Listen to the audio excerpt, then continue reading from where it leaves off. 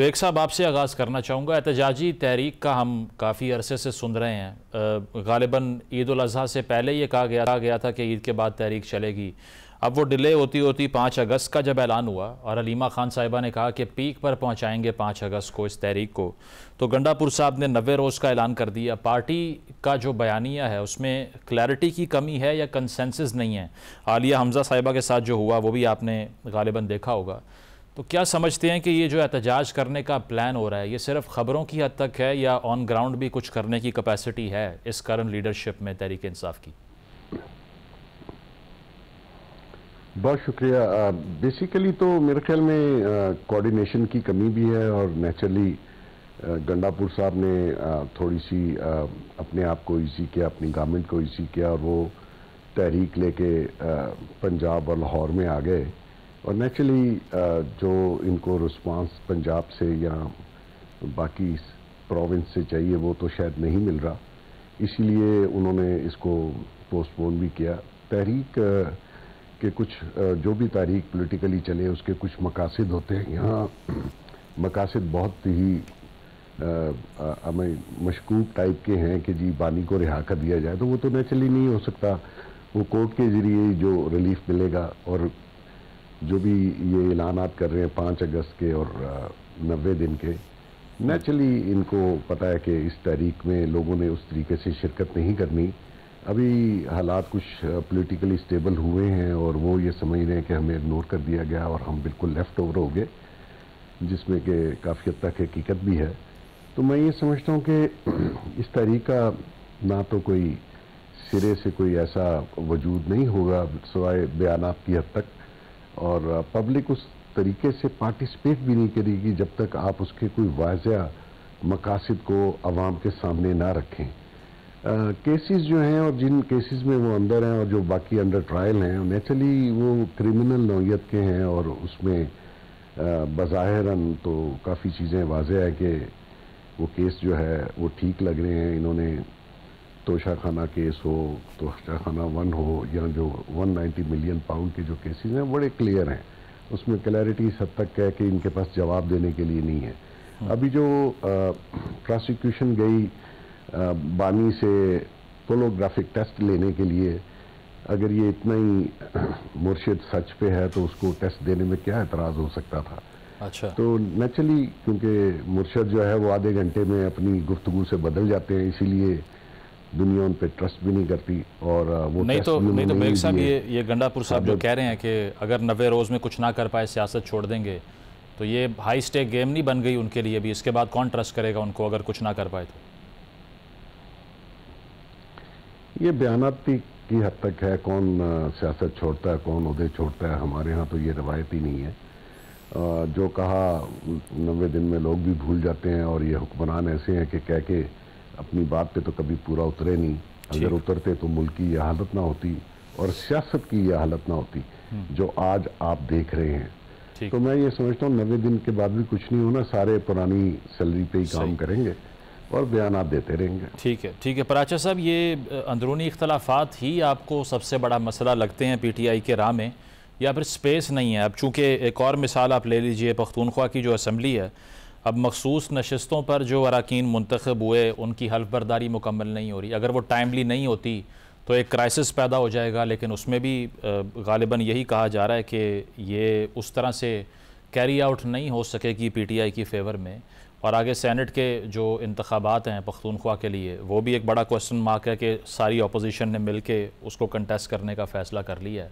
तो एक तरफ एहतजाज और एक तरफ पार्लिमानी नंबर जो लूज़ किया है पीटीआई ने, कैसे देख रहे हैं इस सिचुएशन को? पहली बात तो आपने एहतजाज का कहा कि अंदरूनी इख्तलाफात हैं। फर्ज किया अगर ये अंदरूनी इख्तलाफात ना होते जो पहले नहीं थे, 25 मई 2022 को तो खान साहब खुद लीड किया करके आए थे। वो आपको याद है, पेशावर से स्वाबी आए हेलीकॉप्टर पे और स्वाबी से फिर इस्लामाबाद आए। तो वो कौन सा एहतजाज या तहरीक उस वक्त कामयाब हो गई? बिल्कुल। फिर अक्टूबर में, नवंबर में, ये पिछले साल की बात कर रहा हूँ, गंडापुर साहब आए इस्लामाबाद तक, तो क्या वो जो मकसद है खान साहब की रिहाई का वो पूरा हुआ? और वैसे भी आलिया हमजा साहिबा मोहतरम है, पंजाब की चीफ ऑर्गेनाइजर हैं, लेकिन वो कोई मैस मोबिलाइजर तो नहीं है कि जिनकी ना होने से या होने से कोई फर्क पड़ेगा। पार्टी की जो मोबिलाइजेशन है वो बताते खुद डिटरमिन करती है, और ये कह दिया जाए सियासी जमात की तरफ से कि हम तो तहरीक चलाना चाह रहे हैं लेकिन हमें स्पेस नहीं दी जा रही, हमें निकलने नहीं दिया जा रहा। तो भाई तहरीकें लड़ के चलाई जाती हैं, कोई आपके हाँ कोई वॉलंटियर करके नहीं कहता कि हाँ हाँ आए जो है। वो खुद पीटीआई की हुकूमत थी तो दरिया चनाब का पुल बंद कर दिया गया था, उस वक्त भी एहतजाज इधर आ रहा था। बहरहाल वो माजी है, वो यू टर्न की बात करके हर चीज को भुला देते हैं। अब जो सूबे वाला मसला है, सुप्रीम कोर्ट का फैसला है, सुप्रीम कोर्ट ऑफ पाकिस्तान के कॉन्स्टिट्यूशनल बेंच का फैसला है कि ये मखसूस नशिस्तें मिलेंगी दूसरी सियासी जमातों। ये पीटीआई तो जमात नहीं है, उसको नहीं मिल सकती। ये सुप्रीम कोर्ट ने नहीं कहा कि ये वैकेंट रखी जाए, बल्कि उन्होंने जो सुप्रीम कोर्ट का फैसला एक्सप्लिसिट है, मुझे उस पर बात करने की जरूरत नहीं है। हाँ, जो सूबाई असेंबली का इजलास नहीं बुलाया जा रहा, उसके मेरा ख्याल है कानूनी और आईनी पहलू हैं। मसलन पेशावर हाई कोर्ट में पिटीशन आ गई, पहले भी पेशावर हाई कोर्ट का फैसला था जो कि सुप्रीम कोर्ट में गया, सुप्रीम कोर्ट ने फिर उस पर एक फैसला दिया, फिर उसको चैलेंज किया गया। अब तो इलेक्शन कमीशन पे छोड़ा गया था कि आप फैसला करें। इलेक्शन कमीशन ने परसों जजमेंट रिजर्व की, कल अनाउंस कर दिया। अब तो वो जो नंबर्स हैं किस पार्टी को कितने कितने जाने हैं, ये डिले नहीं हो सकता। आईनी और कानूनी रास्ता जो है, सुप्रीम कोर्ट का ऑर्डर है, मैं फिर कहूंगा, वो अगर आज नहीं होता, कल नहीं होता, सूबाई असेंबली का सेशन इंडेफिनेट पीरियड के लिए वो भी मुअख्खर नहीं किया जा सकता।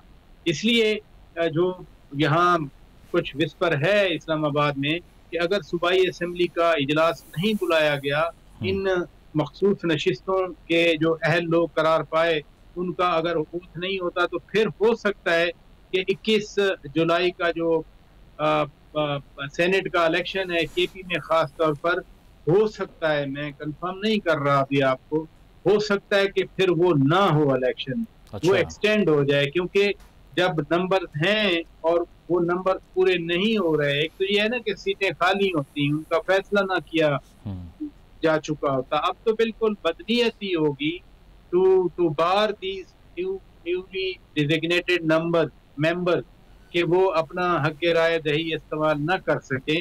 इसलिए इसका कोई ना कोई हल निकालना हो। तो पार्टी को कंट्रोल करना पड़ेगा इस सिचुएशन को। मोहसिन बेग साहब, ये डिसइंटीग्रेशन तो अब वाज़ेह है, जिस तरह से इमरान खान साहब की जो बहन है रुबीना खान साहिबा, उन्होंने कहा कि जुल्फ़ी बुखारी साहब धोखेबाज हैं, वो कैसे वर्जन दे सकते हैं पार्टी का, बाकी जो लीडरशिप है वो भी आपस में लड़ रही है।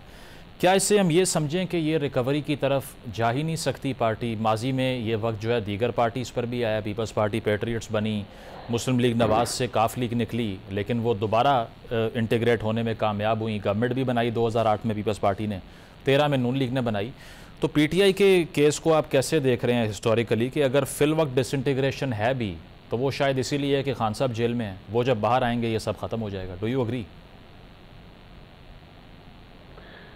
देखिए, खान साहब जो हैं वो, मैं बहुत बार कह चुका हूं कि उन्होंने तहरीक इंसाफ को पॉलिटिकल पार्टी बनने नहीं दिया, और अभी जो इस वक्त मौजूदा सूरत हाल है तहरीक इंसाफ की और इसकी जो लीडरशिप मौजूदा है, मेजॉरिटी का तहरीक इंसाफ के साथ कोई तल्लक वास्ता ही नहीं है। और ये जो लॉयर्स आप देख रहे हैं बड़े बड़े ओहदों पे तहरीक इंसाफ के बैठे हैं, इनका डाउन स्ट्रीम में कोई कनेक्शन ही नहीं है तहरीक इंसाफ के साथ, इसलिए वर्कर जो है वो इनके साथ इन टच नहीं है। और वो ये जो लीडर हैं ये सिर्फ एक मैसेंजर का रोल प्ले कर रहे हैं, जेल से बाहर निकलते हैं और खान साहब के पैगाम आगे पहुंचाते हैं।